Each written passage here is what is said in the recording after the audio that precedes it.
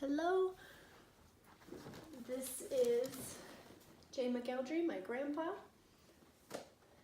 my mother's father. He grew up in Santa Cruz, California in the 40s and 50s and worked for the Navy for 34 years before retiring. And we are, just talking or having some questions about gender. So we'll start with, what kind of games or activities did boys do when you were growing up? And did the girls join in?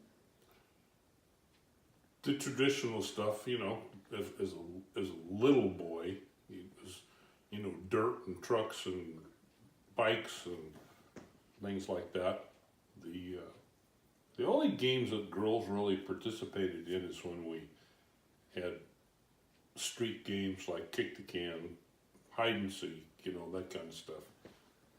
Okay. So then what kind of relationship did you have with your father? My father was 47 years older than I was, so we didn't have what you would call a close relationship. His generation and my generation were widely separated. He was a provider. He didn't make a lot of money, but between he and my mother, they provided for everything I needed. But as far as being an open conversationalist, he was not. You mentioned earlier we were talking and you told me about a letter that your father once was given by his father. His father was in the Army and he was in the Philippines. And as part of his taking care of his family, he wrote a letter to my father that I will find for Jennifer and so she can read it. But essentially it was a plea for him to take care of his sister, who was the youngest of the family. And because she was such a delicate little flower that couldn't do much, he had to protect her from the evils of the world back in the 1900s. But there was no emphasis, or to your memory, there was nothing about protecting the brothers. It was more about the little sister. Nothing about the brothers. It was only the daughter. It's different. So our next question, how did you approach raising 3 daughters? Well, my wife was a very introverted person and didn't really speak out a lot, and I did not want my daughters to be, how's the word, mousy, or I didn't want them to suffer from a lack of confidence, so that's the way I tried to raise them. I didn't, that'll probably work as an answer without getting too elaborate. Yeah, without too much elaboration. But you raised them to be mechanics and to work with tools. Well, I taught them that, just because they were girls, that doesn't mean they couldn't do certain things. What Jennifer, I guess, is talking about is the gender role. Well, I didn't particularly believe in the gender role that was traditional. I wasn't raising girly girls. I guess that's the way to put it. If they wanted to learn from me as a mechanic, they could. My oldest daughter actually took auto shop, which she was a girly girl, but at the same time she took auto shop and was pretty good at it, as far as I know. That goes into the next question of, did you run into any conflict with other people outside the family about how you were raising these girls? No conflict. They all found it interesting that at least 2 of them, the oldest one and the middle daughter, I won't say they were mechanics, but they weren't afraid to tackle mechanical problems. You mentioned to me that some people thought it was like a little strange but supported it or thought it was cool. Yeah, I mean, well, like I say, it wasn't the typical gender role that a daughter would take, I guess. It was typical for me, it just wasn't typical for everybody else. That's great.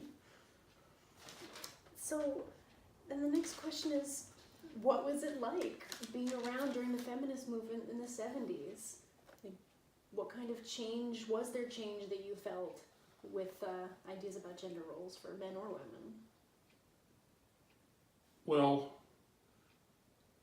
I never understood quite what the feminist movement was when it was going on. I realized that, you know, women were, suppressed. They weren't always given the opportunities, or because they were women, they were assumed to be secretaries and admin type people and nurses and so on and so forth. But I noticed that it changed over the years. Like I told Jennifer, it was a gradual thing that is still going on. Got a long ways to go yet. So then how have you seen men's roles change? Or their ideas about gender behavior, or what's okay for men to do? Or have you seen it change? Well, I've seen men performing in roles that were often exclusively women's roles, like stay-at-home dads. When I was growing up, the word stay-at-home dad did not exist. Today, there are a few, but not anywhere near as, you know, a woman being the breadwinner is unusual. So in that case, in many cases, I guess, the woman being the breadwinner, the male half of the relationship, they can feel free to be the stay-at-home dad. In my world, and when I was doing it, never would have happened. If I had to be a stay-home dad, it wouldn't have happened, let's put it that way. My wife was perfectly suited to do that, and she did a good job. I think we talk about that. With gender roles as they changed, have you seen men push back against those changes? Against other men, or you mentioned like with the crane operators? Well, the pushback is anytime you make change or change is implemented, there's going to be pushback. In my case, I brought women into my work environment as crane operators and as electricians.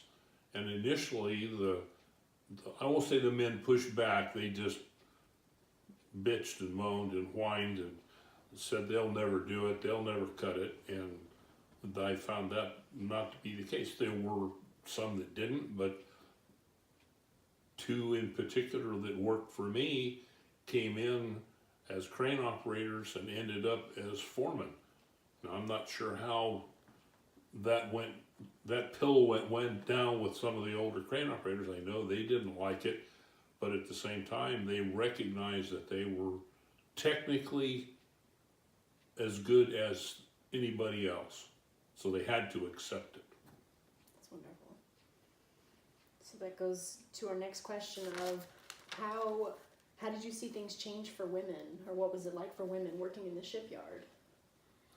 Well, when I went to work at the shipyard, I started as an apprentice, and in my class of less than 100, there were no women. To my knowledge, I don't think now this is in 1964, I don't think there were even any women applicants, let alone an applicant that got through the testing process and made it into the selection process.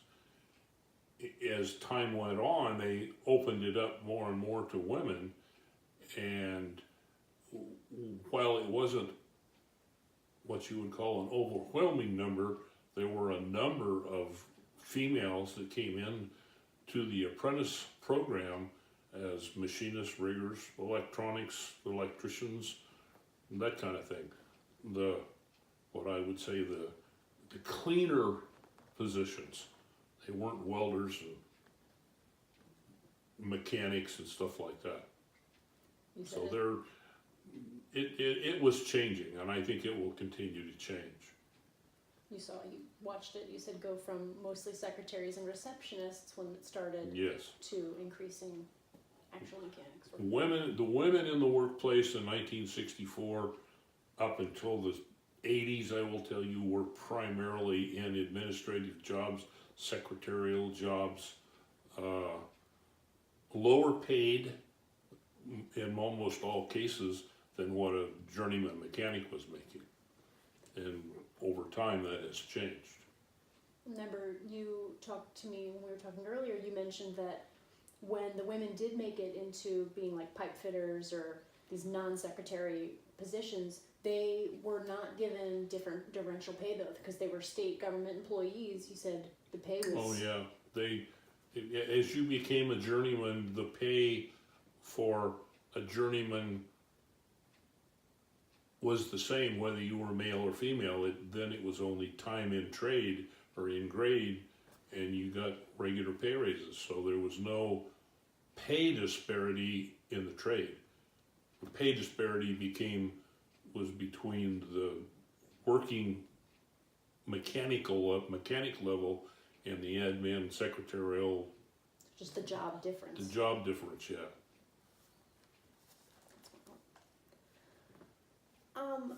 So then the next question is, how are social norms developed, or how do you think these gender roles become adopted?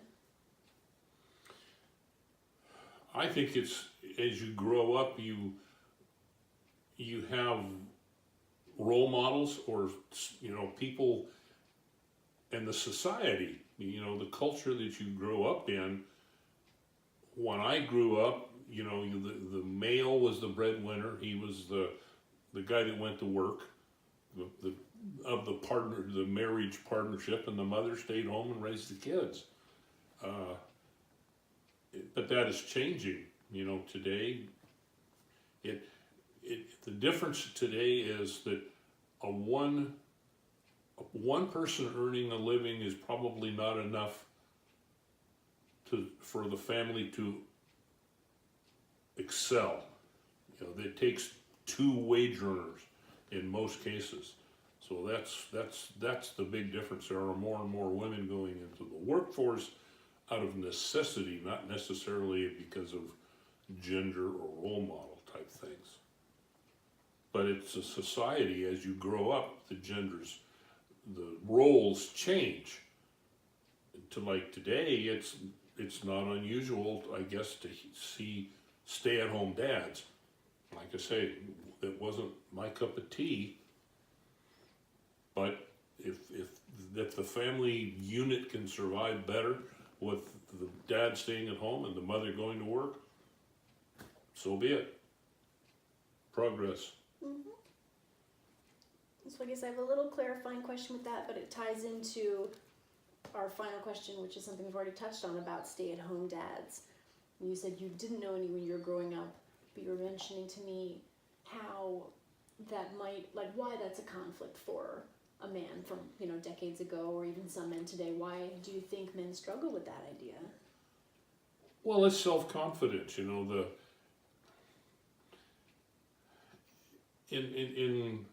my world, if the roles had been reversed, my self-confidence would have been lowered.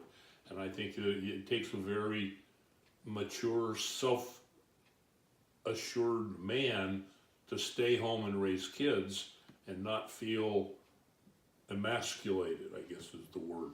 Big word for me. But, it's... if it's part of how we define a man. That's how the role of a man has changed.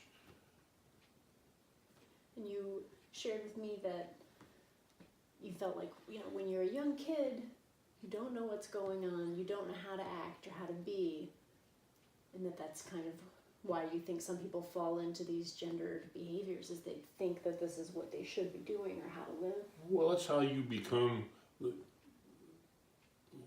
right or wrong. It's how it's the image of a man, you know, and the image of a man is not someone who stays at home and raises the kids and does the shopping and does this and does that. That's not manly in that. But when you grow up with that perception, that's what you believe is true. Personally, I still believe it's true, but that's because I'm 75 years old and not 30. I think you're more flexible and you give yourself credit. Thank you, Grandpa. You're welcome.